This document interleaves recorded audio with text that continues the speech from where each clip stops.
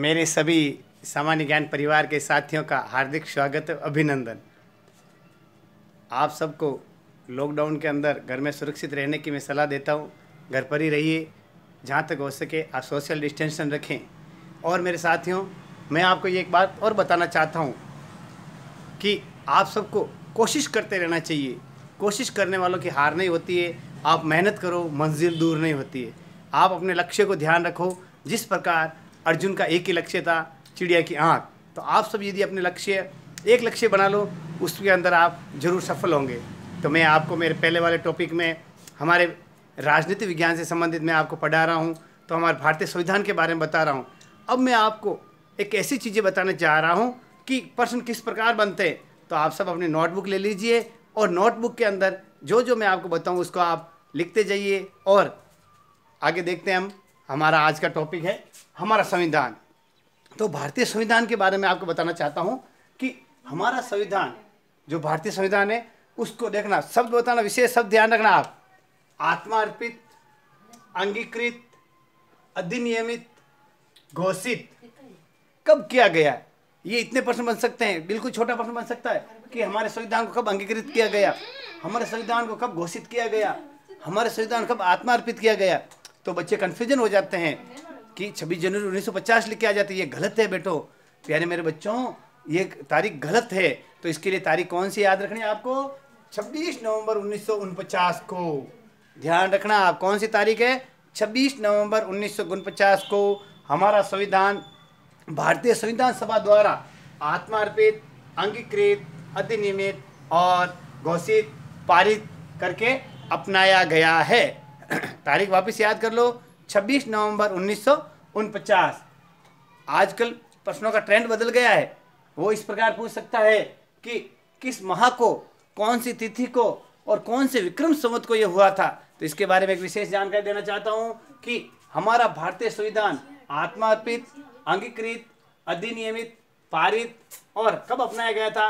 मार्गशीर्ष शुक्ल, मार्गशीर्ष शुक्ल ध्यान रखना, मार्गशीर्ष महीने की शुक्ल पक्ष की सप्तमी को विक्रमी संवत 2006 के अंदर ये आत्मार्पित, अधिकृत, अंगीकृत और अधिनियमित किया गया है।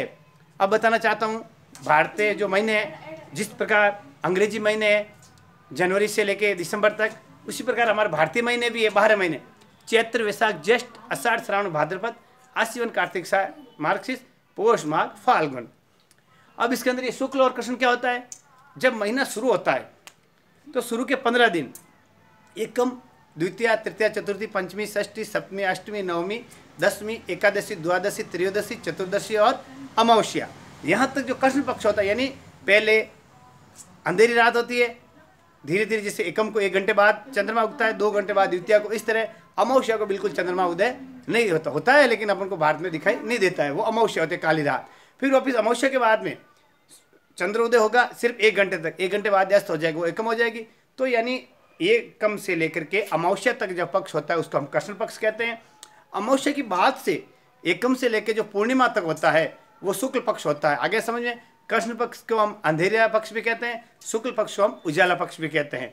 तो हमारा भारतीय संविधान कब लागू हुआ? मार्गशीर्ष शुक्ल सप्तमी विक्रमी संवत 2006 को। अब ईस्वी सन और विक्रमी संवत, ईस्वी सन के लिए कौन से ईस्वी सन को हुआ? तो 26 नवंबर 1949 तो ईस्वी सन है और विक्रमी संवत है 2006। ध्यान रखना आप, मार्गशीर्ष शुक्ल सप्तमी विक्रमी संवत 2006 को हमारा संविधान आत्मा अर्पित, अंगीकृत, अधिनियमित, जो भारतीय संविधान सभा द्वारा पारित करके अपनाया गया है। आगे समझ में। अब मैं बताना चाहता हूँ भारतीय जो मूल संविधान, यानी 26 नवंबर 1949 को हमारा संविधान था, वो 26 जनवरी 1950 को जो लागू हुआ था। कब लागू? अब आगे प्रश्न, 26 जनवरी 1950 को जब लागू हुआ संविधान, उस समय कितने भाग थे, कितने अनुच्छेद थे और कितनी अनुसूचियाँ थी? तो ये प्रश्न बन सकता है। मूल संविधान में 22 भागों में विभक्त 395 अनुच्छेद लिख दो और रट लो आप सीधे कि 395 अनुच्छेद मूल संविधान में, जो 22 भागों में विभक्त थे। 8 अनुसूचियाँ थी। आगे समझे, 395 अनुच्छेद 22 भागों में और 8 अनुसूचियाँ थी।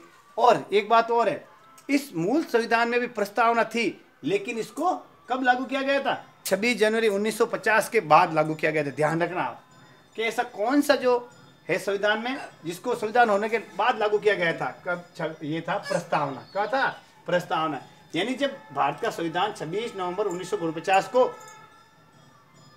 पारित किया गया तो उस समय 355 अनुच्छेद जो 22 भागों में थे, 8 अनुसूचियां थी और प्रस्तावना थी, एक प्रस्तावना थी। ठीक है ना? तो इसको संविधान लागू होने के बाद इसको लागू किया गया था। अभी भारतीय संविधान की क्या मुख्य विशेषताएं कि भारत विश्व का सबसे बड़ा लिखित संविधान है।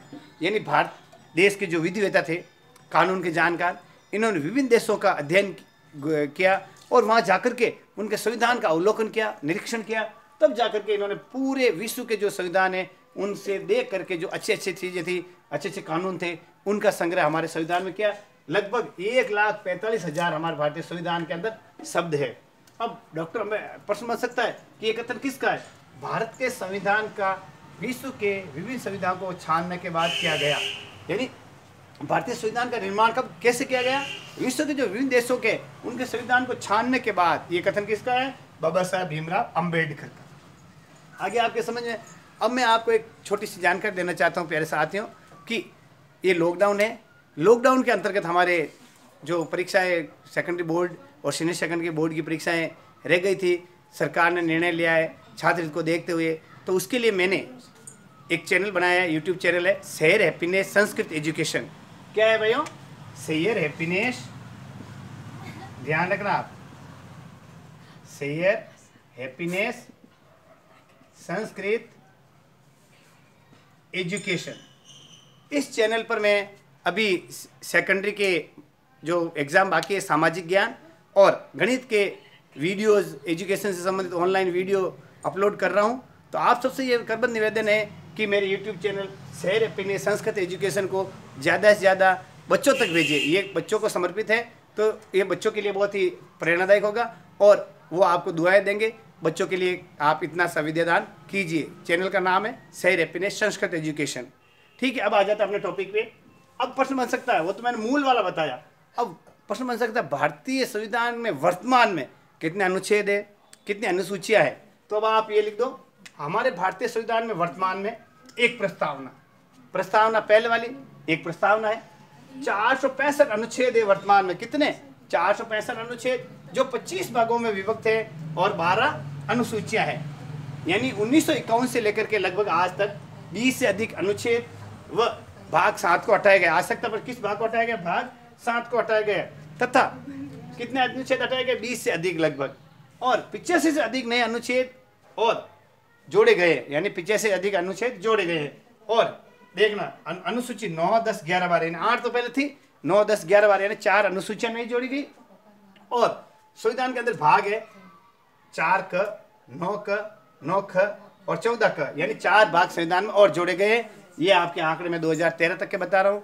उसके बाद में भी जैसे अब ये लेटेस्ट आपको प्रश्न बन सकता है कि जो कश्मीर से संबंधित है धारा 370 समाप्त की गई है। इसके बारे में आपको जब अगला टॉपिक आएगा मेरे अगले वीडियोज़ के अंदर आपको बताऊँगा उससे संबंधित धारा 370 क्या है, कैसे हटाई गई, कौन सा कानून पारित किया गया, अगले वाले वीडियो में आपको बताऊँगा। और मेरे प्यारे साथियों, एक बात महत्वपूर्ण मैं आपको जानकारी देना चाहता हूँ कि आप ये जो पढ़ रहे हैं संविधान की विशेषता, भारत एक विश्व में सबसे बड़ा देश है, लोकतांत्रिक देश है। तो यहाँ जो संविधान बड़ा, इतना बड़ा क्यों बना? क्योंकि भारत सबसे बड़ा विश्व में बड़ा लोकतांत्रिक देश है और भारत के अंदर एक केंद्रीय सरकार है और भारत के अंदर जो विधिवेता, कानून के विधिवेता थे वो विभिन्न देशों के अंदर उन्होंने भ्रमण किया। इस कारण ये हमारा देश जो संविधान बनाया है विश्व में सबसे बड़ा संविधान बना है।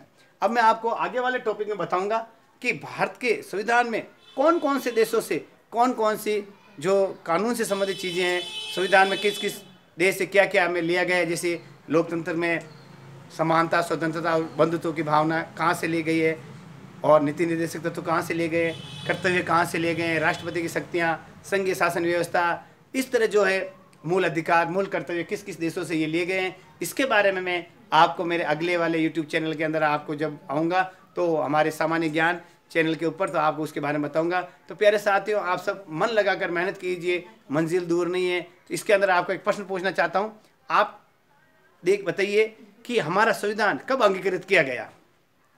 कमेंट बॉक्स के अंदर आप उसको लिख सकते हैं तारीख को। और एक प्रश्न है सीधा सा कि वर्तमान में हमारे संविधान में कितने अनुच्छेद हैं? तो प्यारे साथियों, मैंने आपको आज हमारा लेसन दिया है, ये आपको कैसे लगा है, सुझाव हो तो आप कमेंट बॉक्स में लिखिए और आप सब अच्छी तरह से तैयार कीजिए और इस हमारे जो सामान्य ज्ञान परिवार का जो ये चैनल है इसको आगे से आगे बढ़ाइए और साथियों को जोड़िए। नमस्कार।